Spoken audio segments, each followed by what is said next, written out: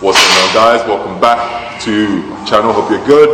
I'm starting a new series, so bodybuilding / weight training, but with a limited amount of equipment. So if you are training at a CrossFit box, you're a weightlifter or you're a powerlifter, and you only have barbells and dumbbells, but you don't have resistance machines, I'm going to show you how I incorporate bodybuilding style training in a CrossFit box that you can implement to your training, and explain why I do certain things in certain ways. So I hope you guys find a lot of the information useful and you can implement it into your training. Let's go. Okay guys, so we are going to start with push-ups. Now, before we even get to push-ups, make sure you guys spend at least 5 to 10 minutes doing some shoulder mobility before you start training. So have a look at my video. I'll try and put the link to my YouTube video for some of the upper body mobilities you can apply, or my Instagram video. So yeah, the aim of the push-ups is to do about 50 reps. That's right, 50. No half rep in these. I'm talking full solid reps all the way down to the floor and back up. Now just watch how my elbows are slightly closer to my body and not aligned with my delts. This puts less pressure on delts and focuses on chest. And make sure you are close to the ground, that you can almost kiss the ground when you're going down into the when you're going downwards. Don't have your elbows too close to your body, however, as that means more emphasis on triceps, which is what we don't want. So not too close, and again not aligned too far out with your shoulders. The whole idea is to pre-exhaust the chest before the main workout. I've always done this before training chest. I usually do press-ups or cable flies. I find that it's the triceps and shoulders that fatigue before your chest, so before your chest when training. However, pre-exhausting the chest means it will fatigue equally.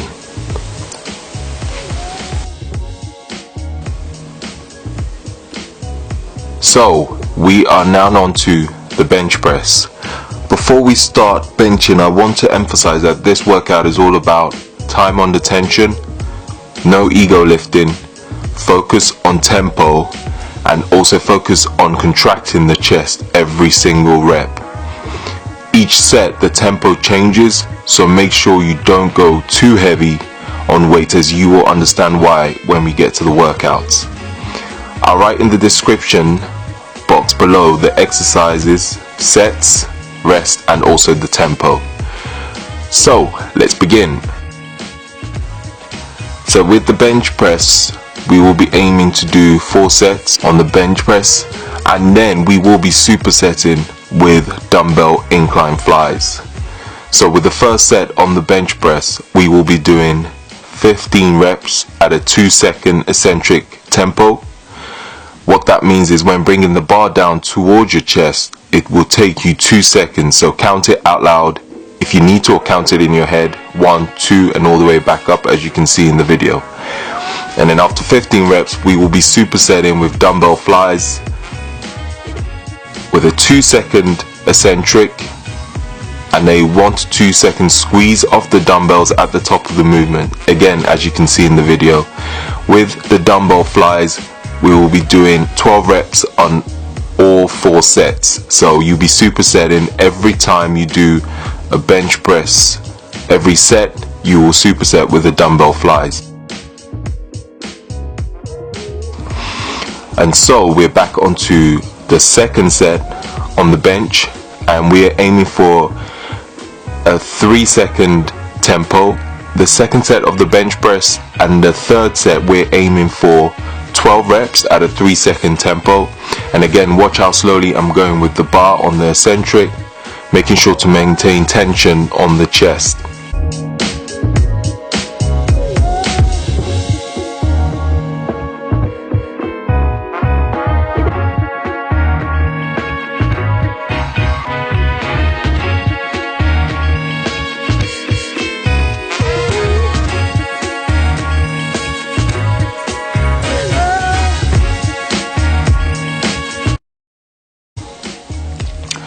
With the fourth set, we will be doing 10 reps at a 5-second tempo. Now remember, I told you about not going too crazy with the weights. Now with a 5 second, yes, 5 seconds, that makes it a lot more challenging. So some of you are probably wondering why am I going so slow on the eccentric? Well, the longer we can keep the muscle under tension, the more muscle fibers we're recruiting to assist the movement, which leads to hypertrophy.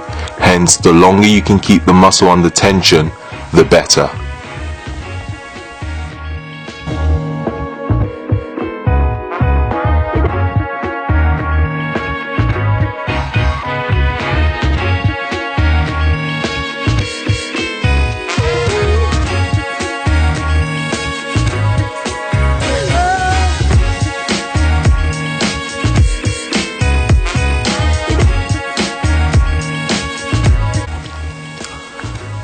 Now we're on to third exercise, which will be the pyramid dumbbell press, flat bench superset with dumbbell twist flies. I know that sounds weird, but I'll explain that in the video. So we'll start with the pyramid press.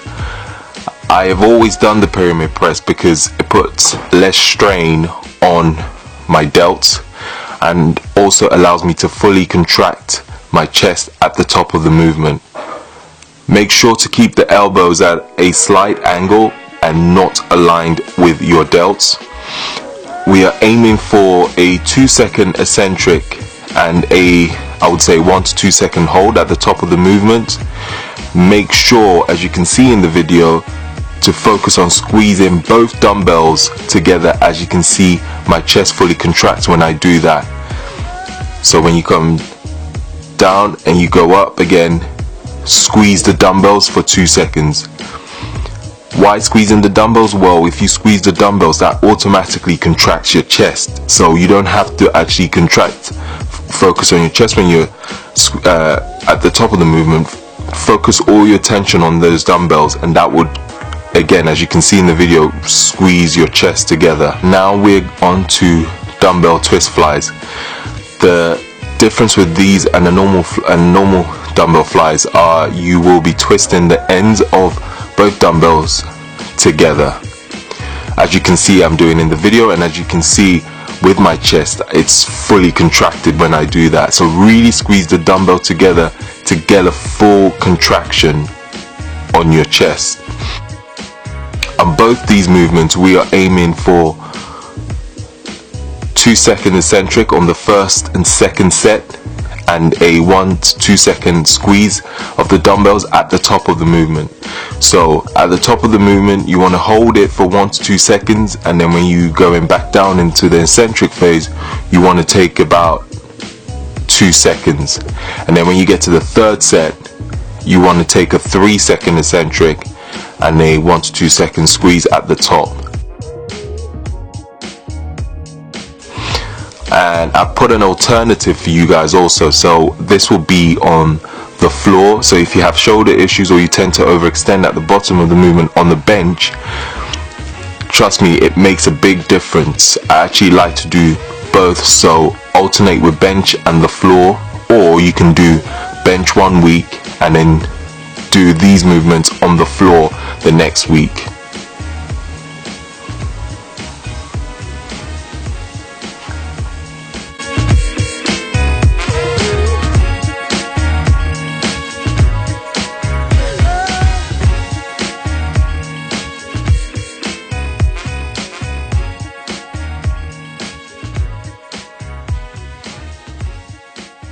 And the next exercise we'll be doing ring press ups, supersetting with bench dumbbell close grip press. Now with the ring press ups, again the same principles with normal press ups. Elbows, bring your elbows in close to the body but not too close, so but you don't also want it to be too wide, so it shouldn't be aligned with your shoulders. Aiming for a 2-second eccentric and push back up as quick as you can. These are tough but really good for also working on stability, so expect it to feel strange at first, and you will probably shake a little bit when you start doing this, but you will get used to it eventually. And also, to make it slightly more difficult, I have given you a second version, which is feet elevated with a bench, or you can use a box. If you don't have rings where you train, putting 2 benches or 2 boxes close together does the trick. It won't be as hard as using rings, but still better than nothing. And then we'll be on to supersetting with close grip dumbbell press. Now this is another one where some of you might not know how it works, but I'm going to explain to you what to do. So hold the dumbbells, as you can see in the video, close together over your chest, elbows close at all times. So now this one, you're going to have your elbows really close to your body when you bring the weight dumbbells down. Again, we're going to aim for 2-second eccentric, hold for about a second at the top of the movement. Remember, just like the dumbbell pyramid press, rather than trying to squeeze your chest at the top of the movement, squeeze the dumbbell together as hard as you can. Like I always say, squeeze the hell out of it like it owes you money, literally.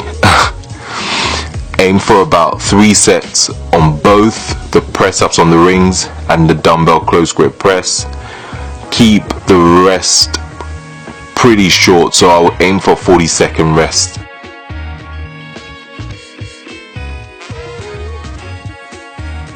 Most of these exercises I'll aim for about 45 to 60 seconds on the rest ranges as well, if I haven't put that there, if I haven't included that.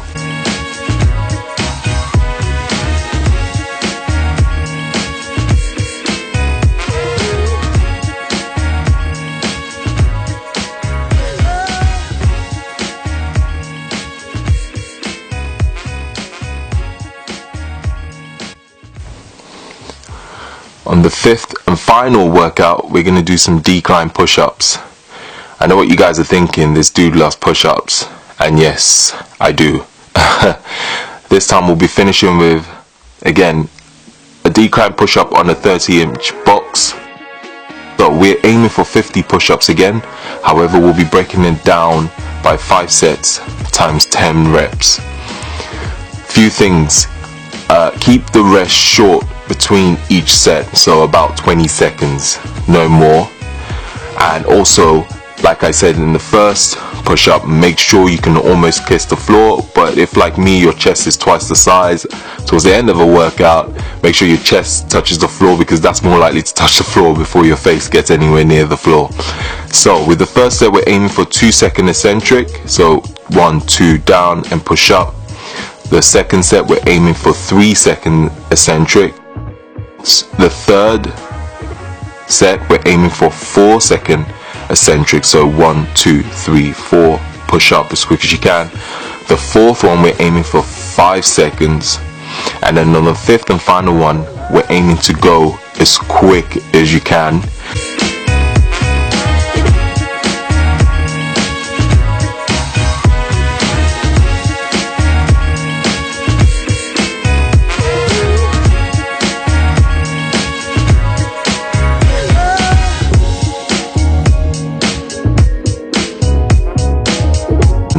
Now with this, yes, on the 5th one you're aiming for 10 reps. However, if you can do more than 10, keep going till you literally cannot do any more.